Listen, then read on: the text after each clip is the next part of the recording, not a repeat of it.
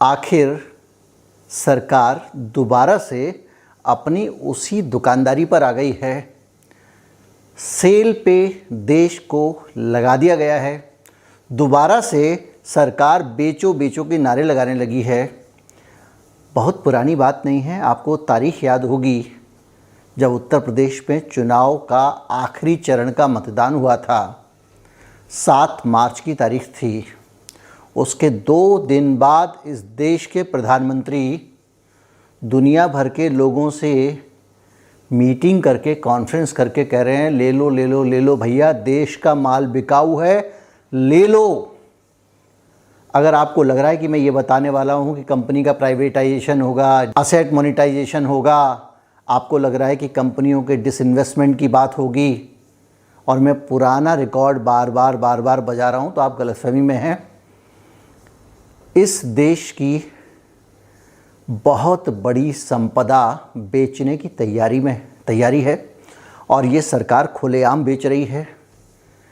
International forces को बेचा जा रहा है। वो असेट क्या है, उसकी अहमियत क्या है, सब बताऊंगा। कहीं मत जाइए, चैनल को सब्सक्राइब कर लीजिए। हमारा UPI ID डिस्क्रिप्शन में है, उसके ज़रिए आप भुगतान कर सकते हैं। अनेक स्थानों पर आपको बारकोड भी मिलेगा। मैं अभी हाजिर हुआ, अपने मित्रों को आप चाहें तो बुला सकते हैं।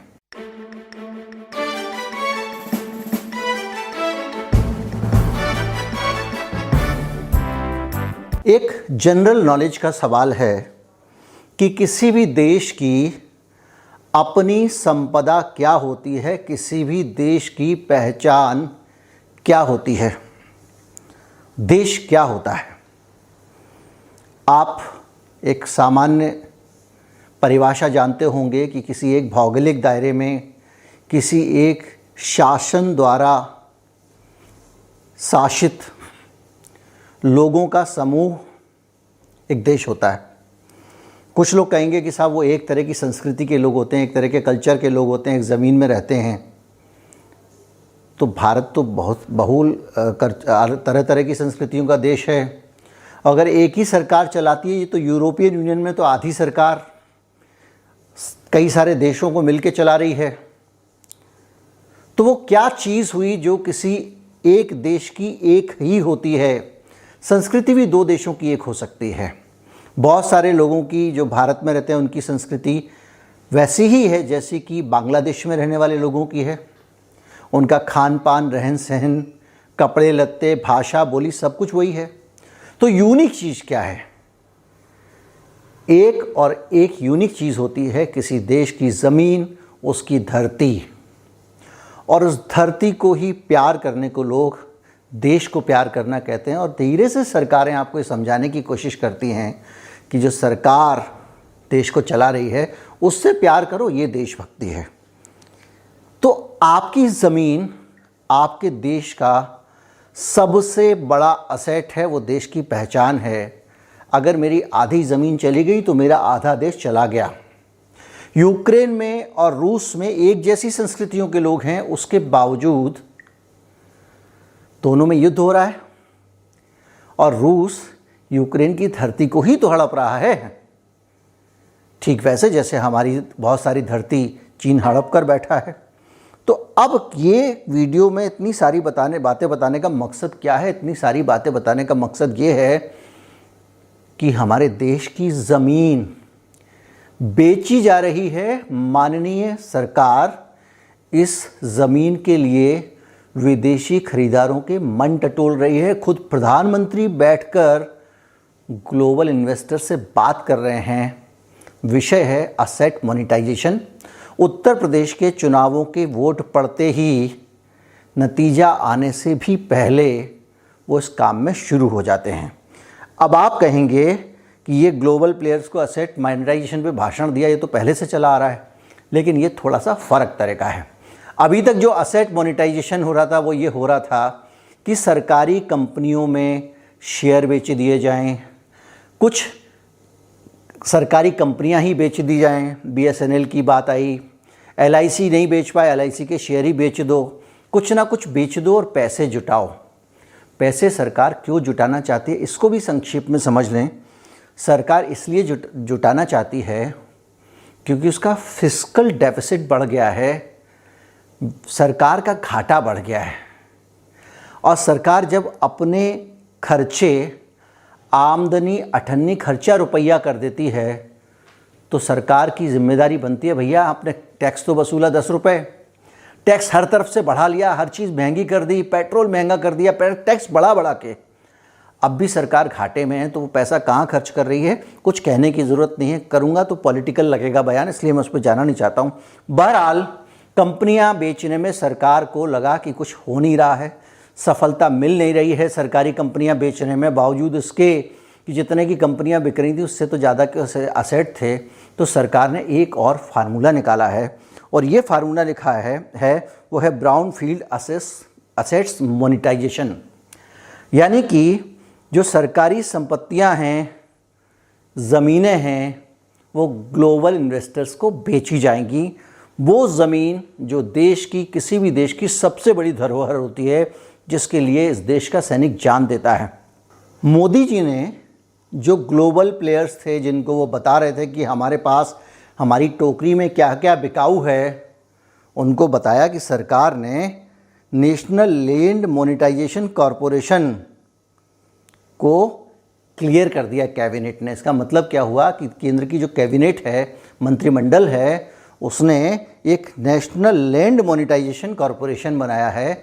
एक ऐसी कंपनी बनाई है सरकार ने जो नेशनल लैंड, देश की ज़मीनें, देश की धरतियाँ बेचने का काम करेगी। और ये धरती कहाँ कितनी है सरकार की, इसका पता लगाया जा रहा है। और अभी जो मोटा मोटा अनुमान है, अभी तक की जो धरतियों के बारे में पता लग गया है, दिल्ली का जितना क्षेत्रफल है, ऐसी 9 दिल्लियों को मिला लीजिए, इतने क्षेत्रफल जितनी धरती सरकार के पास अभी तक ऑन सेल के लिए आ चुकी है। और इसके लिए एक GLIS बनाया गया है, जिसमें सारे देश के सरकारी डिपार्टमेंट जो हैं वो GIS के पोर्टल पे जाएंगे और अपनी अपनी धरती का ब्यौरा देंगे कि उनके पास कितनी एक्स्ट्रा है, दूसरे के पास कितनी एक्स्ट्रा है। और अंधाधुंध ज़मीनें देश में रेलवे के पास में हैं, देश में ज़मीनें स्टील अथॉरिटी के पास में हैं, अलग अलग पावर कॉरपोरेशंस के पास में हैं, सेना की ज़मीन भी। इस तरह की सारी ज़मीनों को इस पोर्टल के अंदर भरा जा रहा है और इस पोर्टल में जो ज़मीनों की जानकारी आएगी, और वो सारी जानकारी steel, agriculture, defence, heavy electrical कंपनियां, वो सारी की सारी जानकारियां उस कंपनी को दी जाएंगी जो नई बनाई है मोदी जी ने, जिसके बारे में उन्होंने ग्लोबल प्लेयर्स को, ग्लोबल इन्वेस्टर्स को बताया है कि आप हमारे यहाँ ख़रीद सकते हैं या लीज पर ले सकते हैं। और वो जो है उसकी जो अभी तक की सूचना, उसके हिसाब से 13,550 वर्ग मीटर ज़मीन है। मैंने आपको बताया कि दिल्ली के क्षेत्रफल से 9 गुना है। अब आप थोड़ा सा और इस पर डिटेल में जाएंगे तो हर मंत्रालय को कहा गया है कि आप प्रेजेंटेशन बना के लाइए कि आप कितना कितना माल बिकाऊ ला सकते हैं निकाल के अपने यहाँ से, देश का कितना हिस्सा बेचने के लिए आप पेश कर सकते हैं इस कंपनी को। और ये कंपनी आपके देश की ज़मीन, आपके देश की धरती, मेरे देश की धरती, मेरे सेवक इकट्ठी करके उसको देने का प्रोग्राम बना रहे हैं। क्यों बना रहे हैं? क्योंकि इनसे सरकार ठीक से नहीं चलाई गई, इनको महंगे विमान चाहिए, इनको नया बड़ा महंगा संडास चाहिए, कोरोना का घाटा हो रहा हो तो होता हो, गलत नीतियां लगा के लॉकडाउन चाहिए, सब कुछ चाहिए। और उसमें जब डूबने लगें तो टैक्स लगाइए, और टैक्स भी पर्याप्त ना पड़े तो आप देश की ज़मीनें बेचने लगिए। आप जानते हैं कि जब 9 दिल्लियों के बराबर ज़मीन है और जब लोग पोर्टल में अपलोड करेंगे तो 12-13 दिल्ली के बराबर जब ज़मीन हो जाएगी, और इतनी ज़मीन जब बिकने को आएगी तो क्या होगा। एक छोटा सा ब्रेक लेके मैं आपको फ्लैशबैक में ले जाना चाहता हूँ। दिल्ली में रियल एस्टेट सेक्टर डूब गया था। आपको पता है, बिल्डर्स टाइम पे डिलीवरी नहीं दे पा रहे थे। उसकी वजह ये थी कि मायावती की जो सरकार थी, उनकी सरकार में उन्होंने बड़ी संख्या में ज़मीनों को अधिग्रहण कर करके मार्केट में बेचा। उसके कारण बिल्डरों ने अंधाधुंध ज़मीनें ले ली और ख़रीदने के लिए बिल्डरों के पास पैसे नहीं थे, तो सरकार ने कहा 15% पैसे देते जाओ और ज़मीन लेते जाओ, बिल्डर इधर बुकिंग कर रहे थे, पैसा लाते थे और ज़मीन ले लेते थे। तो ज़मीन की ओवर सप्लाई होने के कारण रियल एस्टेट मार्केट घुस गया। जितने लोगों को घर चाहिए थे उससे कहीं ज़्यादा घर बन गए और क्राइसिस खड़ा हो गया। कितने लोगों का पैसा डूबा, कितने लोगों की ज़िंदगी के अरमान डूबे और कितने लोगों की संपत्तियों में जो इन्वेस्टमेंट थे वो ठहर गए। सालों साल पैसा नहीं बढ़ा और जो मायावती जितना लेकर आई थी उससे सैकड़ों गुना रियल एस्टेट यानी ज़मीन अचानक मार्केट में आ जाएगी तो क्या होगा। मायावती चोर थी, करप्ट थी, लेकिन ये ईमानदार हैं। वाह। और ये सारे के सारे एसेट जब मार्केट में आएंगे तो आपकी ज़मीनें, आपके मकान की कीमतें धड़ाम से गिरेंगी। मैं ज़्यादा कल्पना कर रहा हूँ, लेकिन एक बात जान लीजिए कि अमेरिका एक बार इस तरह की मंदी में फंस चुका है जब रियल एस्टेट की सप्लाई बहुत ज़्यादा आ गई थी। लोगों ने लोन ले लेके मकान ले लिए थे और उनके मकानों की कीमत बहुत कम थी। तो लोगों ने कहा कि हम लोन नहीं चुका पाएंगे, आप मकान ही रख लो। याद होगा उसके बाद में कितनी बड़ी मंदी आई थी, पूरी दुनिया ने झेला है। बैंकों के पास मकान ही मकान हो गए थे लेकिन पैसा नहीं था और उस मंदी की आंच भारत तक पहुंची थी। तो ये जो हो रहा है, ये लगातार जो मैं आपको बता रहा हूँ, ये बहुत बड़ी बात है। मेरा मानना ये कि इस मुल्क में कानून होना चाहिए कि सरकार जो भी बड़े फैसले ले, मेजर फैसले ले, वो उसको चुनाव से पहले लेना चाहिए। देश के नागरिकों को आप जो जनहित के फैसले हैं उनको आप पॉपुलिस्ट फैसला कहते हो और जैसे ही चुनाव खत्म होता है आप लोगों को तराशना शुरू कर देते हो, देश को बेचना शुरू कर देते हो। उत्तर प्रदेश में 50 साल से उम्र से अधिक के जितने भी पुलिस वाले हैं उनको नौकरी से निकाला जा रहा है। उनकी कठोर परीक्षा होगी और अगर वो फिट नहीं पाए गए तो निकाल दिया जाएगा। जाहिर बात है कि सारे के सारे पुलिस वाले जिनकी 50 साल से ज़्यादा उम्र हो गई है वो उस कसौटी पर कसे जाएंगे।